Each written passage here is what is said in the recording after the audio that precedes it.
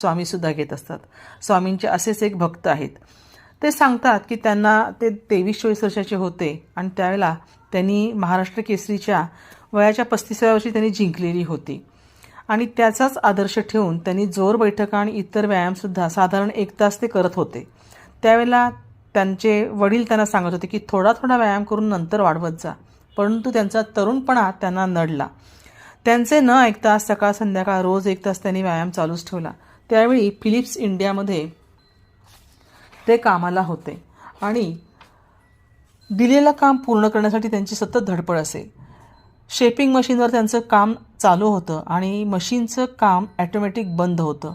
ते सर्व हातानेच चालू करायला लागत होतं.